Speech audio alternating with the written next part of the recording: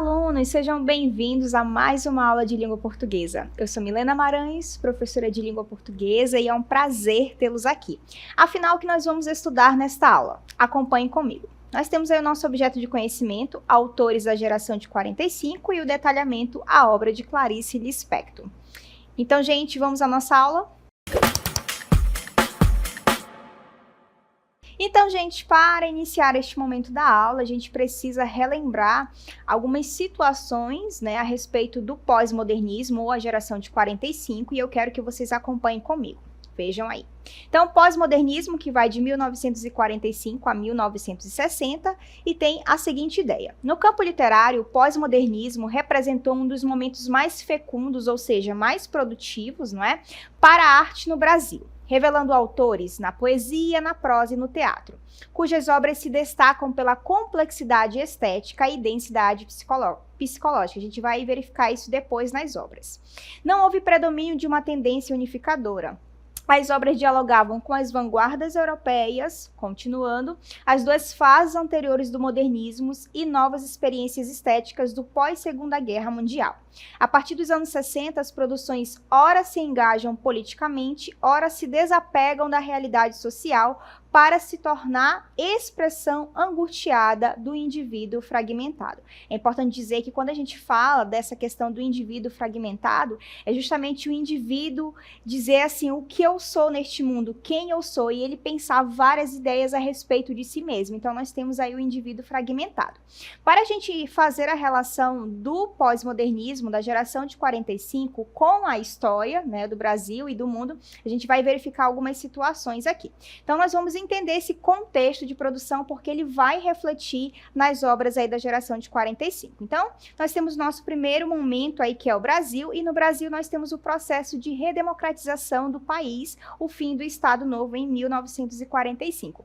É importante lembrar que o Estado Novo aí foi decretado por Getúlio Vargas, possivelmente vocês conhecem esse nome, não é?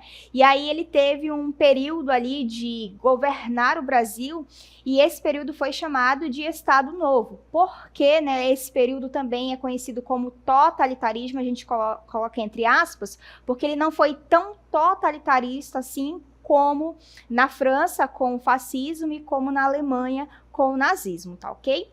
E aí o que acontece? Esse Estado Novo tem essa ideia de totalitarismo porque Getúlio Vargas centralizou o poder, não é? E fez várias políticas que centralizassem o poder aí. Fez censura com as mídias, suprimiu os partidos políticos, enfim. Então, passou aí a ser Estado Novo.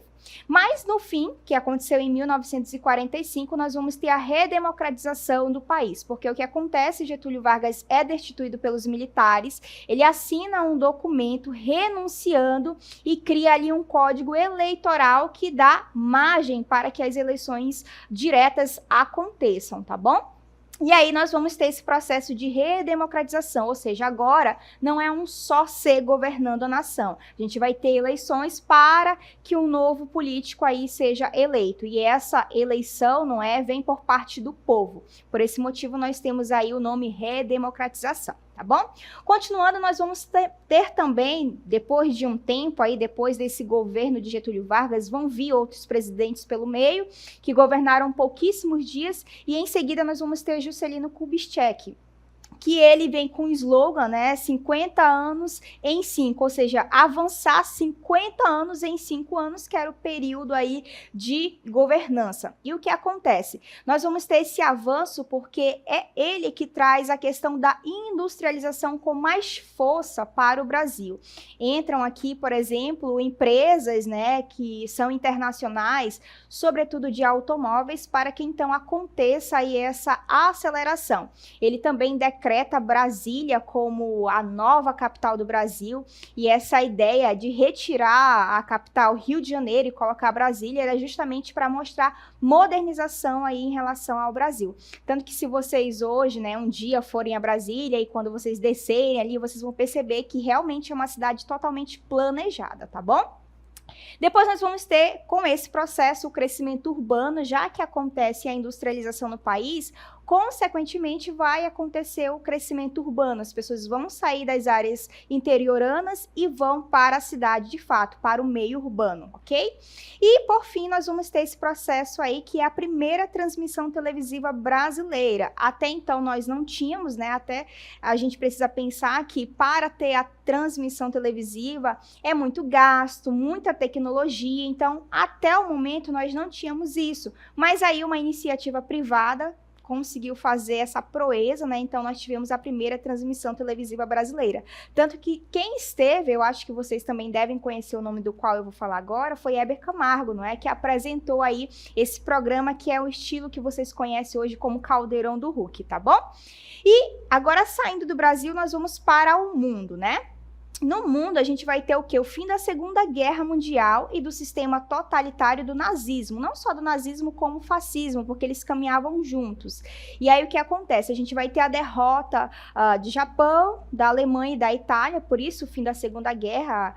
As outras nações que estavam contra essas nações invadem os territórios, e aí nós vamos ter o fim da Segunda Guerra e, consequentemente, o fim do nazismo, já que a Alemanha perdeu a guerra. Tanto que, para quem não sabe, dizem que Hitler se suicidou, não é?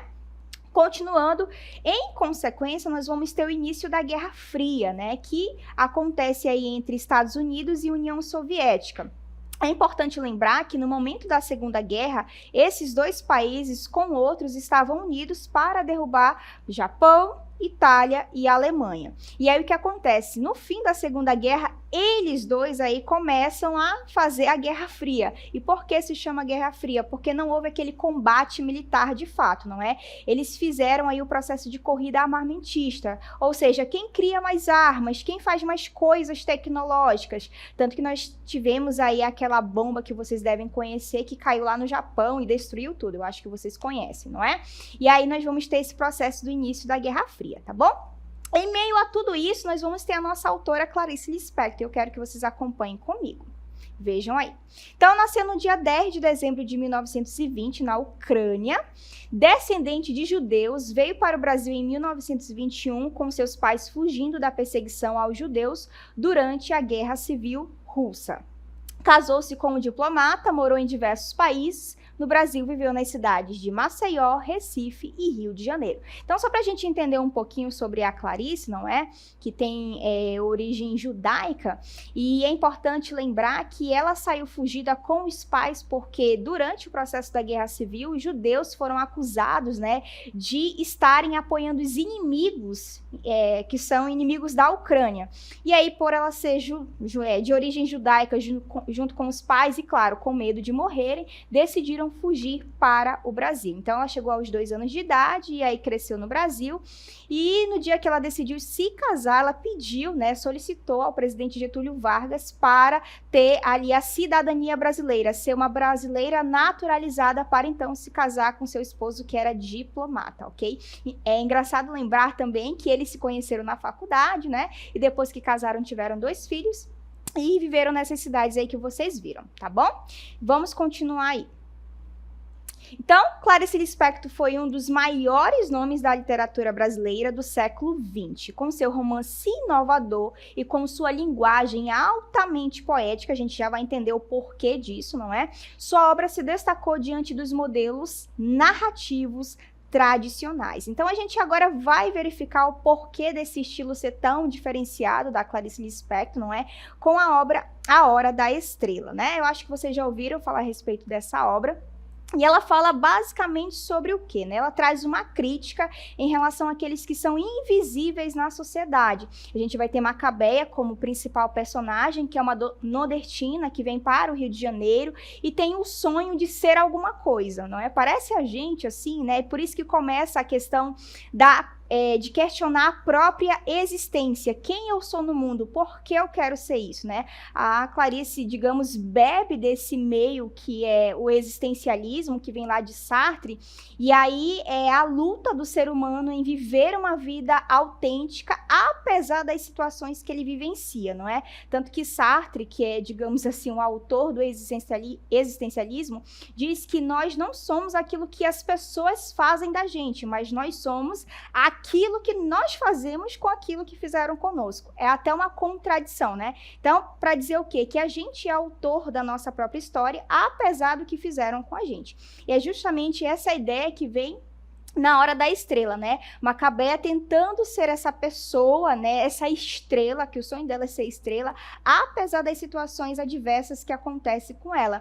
É engraçado porque realmente muitas situações adversas acontecem com ela. Ela descobre que ela tem tuberculose, o namorado troca Macabeia por sua amiga. Olha que pessoa estranha, né? A amiga roubou o namorado. Então, assim, apesar disso, ela continua tentando buscar a sua existência. Aí nós temos a questão, Clarice vai fazendo essa ideia do sujeito fragmentado, ele se questionar quem ele é no mundo. Sobretudo esses seres que estão à margem, que estão invisíveis, né? Como é o caso da Nordestina e Macabeia. E agora eu quero que vocês acompanhem um pequeno trecho da obra, para então a gente fazer uma análise a respeito dessas características. Acompanhem aí. A Hora da Estrela, 1977. Considerado por alguns críticos como a obra-prima de Clarice Lispector, A Hora da Estrela foi lançada em 1977, poucos meses antes da morte da autora. O romance conta a história de Macabeia, uma simples nordestina que vai para o Rio de Janeiro atrás de oportunidades. Órfã e sozinha, a ingênua Macabeia se vê desamparada em uma cidade grande. É importante destacar, porém, que ela não tinha conhecimento de seu sofrimento, sendo uma matéria rala, alheia à própria existência. Então, gente, como vocês perceberam aí, faz uma descrição a respeito de Macabeia, e é importante lembrar que no final do trecho diz assim, que ela tinha uma matéria rala, ou seja, o que isso significa? Que ela não tinha noção da complexidade da vida de fato. Além disso, ainda diz que ela vivia de forma ingênua, porque de fato, Macabeia era uma personagem ingênua, tanto que se vocês forem fazer a leitura, na verdade, da obra, vocês vão perceber que a tia dela, quem a criou, né, não faz essa criação para que ela fosse preparada para a vida de fato. Então, quando ela cresce, com 19 anos, vai para o Rio de Janeiro, totalmente assim, meu Deus, o que sou no mundo, o que faço aqui, né? Ela não tinha saber. E aí, tudo isso colabora para que, de fato, ela viva essa existência aí meio que realmente à margem da sociedade, sem entender o que acontece de fato, né? Então, dizem que é a obra-prima de Clarice Lispector, ou seja, a obra máxima dela, porque ela consegue, sobretudo, fazer nesta obra esse jogo de, digamos assim, de questionar a própria existência mais do que nas outras obras. Pelo menos é o que dizem, né? Então, a gente considera aí como se fosse a obra-prima. Então, a obra de Clarice Lispector é particularmente interessante, pois por meio de seus contos e romances escritos sob uma perspectiva intimista, ou seja, que se volta para suas impressões, para os seus sentimentos. O personagem faz isso. Tanto que parece que o personagem conversa conosco, mas contando as suas emoções, os seus sentimentos. Isso a gente vai chamar de fluxo de consciência, né? São várias ideias ali e parece que essas ideias que estão no consciente do personagem estão ali conosco também, né? E outra característica eu vou falar depois, né, quando a gente começar a detalhar Clarice de fato. E aí, em geral, eram construídas em primeira pessoa. Como eu disse, o personagem basicamente fala conosco, né? A autora consegue deslocar o olhar do leitor para uma perspectiva inusitada, diferente, promovendo uma visão sensível e íntima da existência. Ou seja, ela nos leva, de fato, à reflexão, né? Olhar para, não só o personagem, olhar para o personagem, mas fazer com que a gente olhe para nós mesmos, né, dizer assim, poxa, parece que eu me identifico um pouco, né, com essa personagem, parece que os questionamentos que ela tem, as vivências que ela tem, se parecem, assim, um pouco com o que eu vivo, pelo menos é o que eu sinto quando eu leio algum trecho ou texto da Clarice Lispector, não é? Agora nós vamos entender as principais características aí da Clarice, vejamos aí. Então, prosa poética e introspectiva, ou seja, esse olhar é para dentro do personagem, para os seus sentimentos, para as suas emoções, faz uma exploração profunda da psique humana, né, o que de fato está no consciente do personagem, quais são os questionamentos que ele tem, e é justamente isso que o existencialismo faz, não é, gente? Na abordagem existencialista, eu faço com que a pessoa faça essa análise sobre si mesma, sobre a sua própria existência, tá bom? Quebra de convenções literárias, tanto que ela faz várias vezes, assim, uma fala, porque falam que na verdade ela diz assim, que escreve como se cortasse os pulsos, porque ela faz uma obra totalmente diferenciada em relação a outros autores, né? Então ela quebra essas convenções ali, ok? Continuando, nós temos foco na subjetividade, na experiência feminina, né?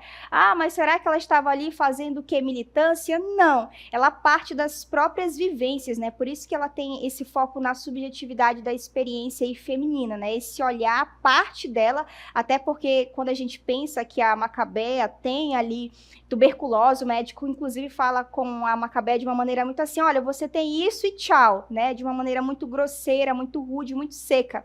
E aí, se a gente pensar também na experiência da Clarice Lispector, né, que morreu aí com câncer de ovário, a gente vai ter essa ideia do porquê ela se viu também como uma personagem, né, que recebeu essa notícia de uma forma muito fria, muito, né, sem emoção, digamos assim. Nós vamos ter o monólogo interior e o fluxo de consciência, foi o que eu falei, né? Esse vai e volta na consciência, a gente entra basicamente na mente do personagem e começa a entender como ele pensa, como ele reflete, enfim. Nós vamos ter reflexões existenciais e epifanias, né? Essa epifania é como se desse, eu vou usar uma palavra estrangeira aqui, um insight, né? E a pessoa começasse a ter essa ideia, né, da própria existência. E nós vamos ter o retrato cotidiano, tá bom? Em relação, porque realmente a Clarice vai trazer situações do cotidiano para tratar dentro da própria obra. E aí, se a gente pensar na Macabea, por exemplo, é uma nordestina, digamos assim, comum, e no final o que acontece com ela também é uma situação tão comum, mas que quando ela faz esse reflexo da existência da Macabea, a gente fica assim, meu Deus, era só uma situação, mas parece uma outra situação. A gente vai ver isso depois quando vocês decidirem fazer a leitura também junto comigo daqui a pouco na aula a respeito da Macabea, tá bom? E aí, para a gente continuar, as produções literárias da autora retratam situações do cotidiano, como eu bem disse, mas a partir de uma visão subjetiva e profunda, explorando os sentimentos e impressões das personagens. Entre as principais características das obras de Clarice, temos. Então, a gente vai verificar agora como essas características funcionam. Acompanhem comigo aí. Então, nós temos Macabea, olha o que diz. Sei que há moças que vendem um corpo, única posse real. Acho que vocês já começaram a entender a reflexão que ela faz aí. Em troca de um bom jantar, em vez de um sanduíche de mortadela. Mas a pessoa de quem falarei mal tem corpo para vender. Ninguém a quer. Ela é virgem e inócua. Não faz falta a ninguém. Então, ela está refletindo aí sobre a sua existência, mas dizendo assim, olha, é como se eu estivesse apagada no mundo, como se eu não existisse de fato. Eu existo, mas eu não sou vista. E é isso que o existencialismo faz, né? Quando a gente começa a refletir sobre a gente mesmo, digamos assim, a gente começa a perceber que, né, olha, eu vivo no mundo, mas às vezes eu não sou tão visto assim dessa forma. E ela começa a fazer esse reflexo aí. Continuando, quanto à moça, ela vive num limbo impessoal, ou seja, vive assim como se fosse ao léu, né? Sem alcançar o pior nem melhor. Ela somente vive inspirando e expirando.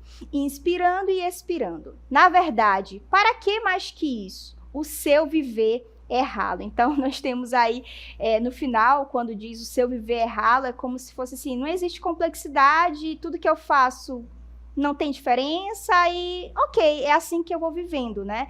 E se a gente fizer essa relação toda vez com o existencialismo diz, não, você precisa ser protagonista da sua história, apesar das diversidades. Mas como é que faz isso em meio às diversidades? É um tanto complexo. E aí vem essa reflexão de Clarice, né? Continuando aí com o texto. O narrador, Rodrigo, diz assim, propõe-me a que não seja complexo o que escreverei, embora obrigado a usar a palavra que vos sustentam, a história, determino com falso livre arbítrio.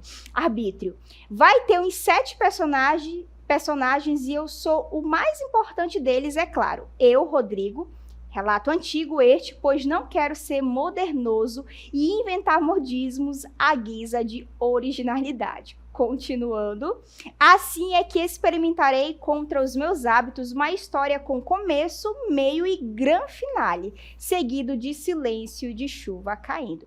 Então veja aí que nós temos basicamente, se a gente pensar uma metanarrativa junto com a metalinguagem, que a Clarice faz uma reflexão sobre o próprio modo de escrever, porque na Macabea basicamente é um escritor que escreve uma história sobre, no caso, Macabé, né? Então, no momento em que ela usa esse narrador, é justamente para refletir essa questão da escrita e dizer assim, olha, todo mundo segue uma modinha, mas eu não vou fazer essa modinha, eu vou fazer diferente. E aí, vamos só verificar por que Macabé é uma crítica social. Vejam aí comigo. Então, como a nordestina, há milhares de moças espalhadas por cortiços, vagas de camas no quarto, atrás de balcões, trabalhando até a estafa, ou seja, até a exaustão mental, emocional, enfim, física. Não noto sequer que facilmente substituíveis e que tanto existiram como não existiram. Poucas se queixam, ao que eu saiba, nenhuma reclama por não saber a quem. Quem será que existe? Esse quem, né? Será que existe? E aí, por que uma crítica social? Porque não só Macabé é a personagem, mas tantas e tantas e tantas outras moças também vivenciam a mesma situação. E se a gente pensar nessa época de 1945, o nordestino até então não tinha essa visibilidade. A partir de então, com esses autores, né, com o João Cabral de Melo Neto também, a gente vai ter essa visibilidade do nordestino, né? E, de fato, se a gente pensar também na questão da mulher, à época, a mulher é basicamente vista como um ser assim, olha, você não existe, se a gente for falar em palavras simples, não é? Agora eu quero que vocês acompanhem comigo um trechinho aí da obra. Vejam.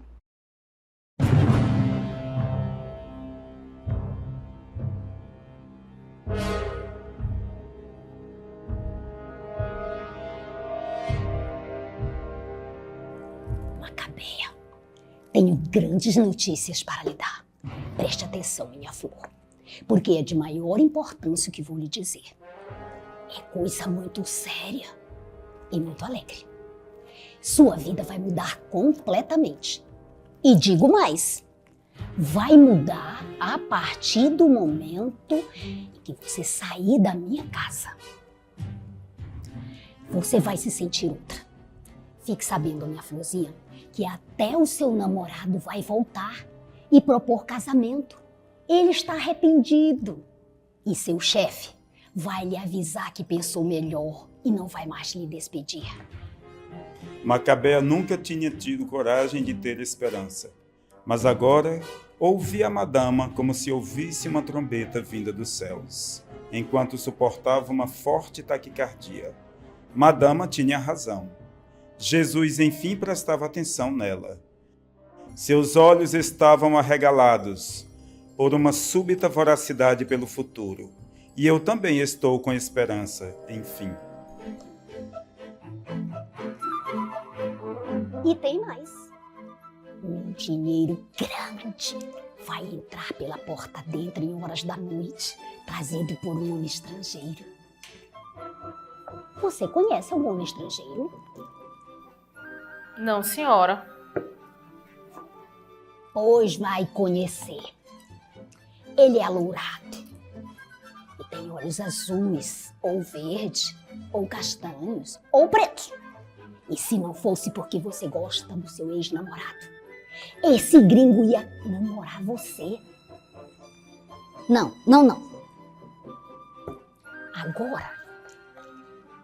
Agora estou vendo outra coisa.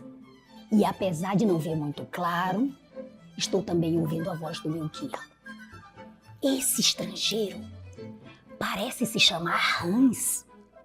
E ele é quem vai se casar com você. Ele tem muito dinheiro. Todos os gringos são ricos.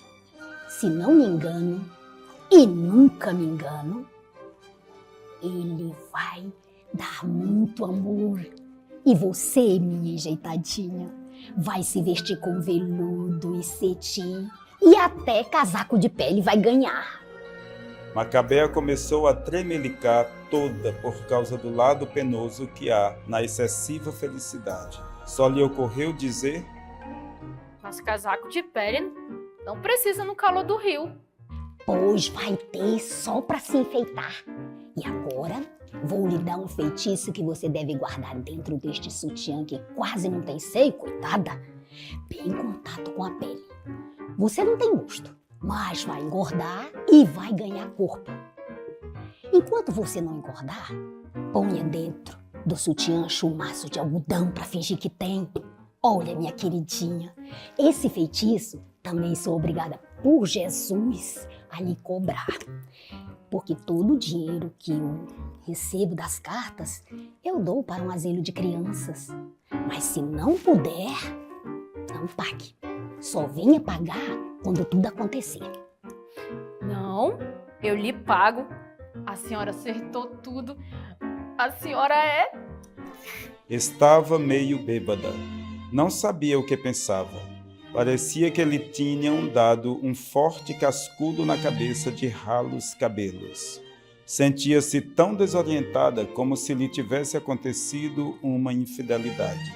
Sobretudo, estava conhecendo pela primeira vez o que os outros chamavam de paixão. Estava apaixonada por Hans.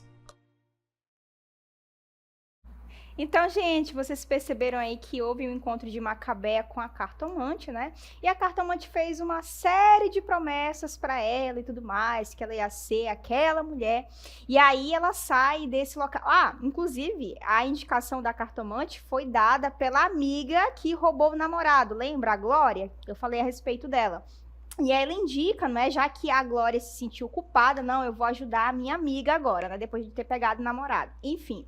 E aí o que acontece? Ela vai lá e recebe essa série de promessas. Ela sai tão, mas tão assim maravilhada de que ela vai ser essa pessoa, que ela vai conseguir tudo isso, que acontece de fato agora o grande finale. Eu quero que vocês acompanhem aí comigo e depois a gente volta a comentar sobre esse grande finale. Epifania. Num súbito ímpeto, explosão, de vivo impulso Macabea, entre feroz e desajeitada, deu um estalado beijo no rosto da madama e sentiu de novo que sua vida já estava melhorando ali mesmo. Madama Carlota havia acertado tudo. Macabea estava espantada. Só então vira que sua vida era uma miséria. Teve vontade de chorar ao ver seu lado oposto. Ela, que, como disse, até então se julgava feliz. Saiu da casa da cartomante aos tropeços e parou no beco escurecido pelo crepúsculo. Macabea ficou um pouco aturdida, sem saber se atravessaria a rua, pois sua vida já estava mudada. E mudada por palavras. Desde Moisés, se sabe que a palavra é divina. Até para atravessar a rua, ela já era outra pessoa, uma pessoa grávida de futuro.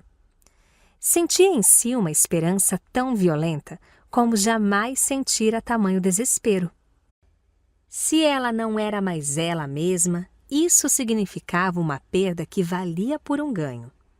Assim como havia sentença de morte, a cartomante lhe decretara a sentença de vida. Tudo de repente era muito e tão amplo que ela sentiu vontade de chorar. Mas não chorou.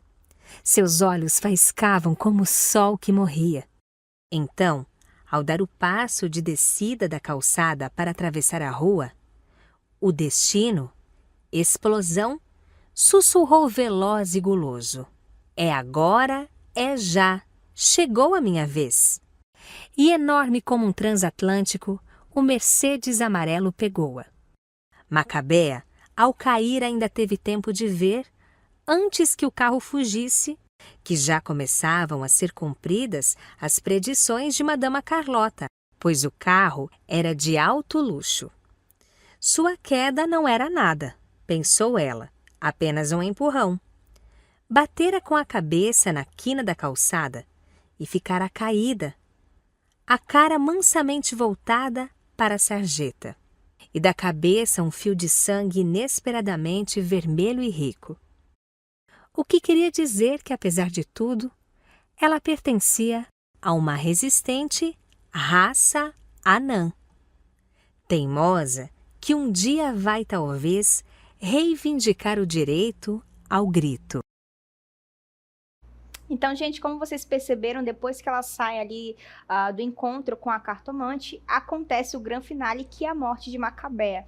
Ela sai tão desorientada porque estava feliz com as promessas que ela não percebe que uma Mercedes foi lá e aí acontece essa retratação do cotidiano, uma característica que nós vimos aí a respeito de Clarice Lispector, não é?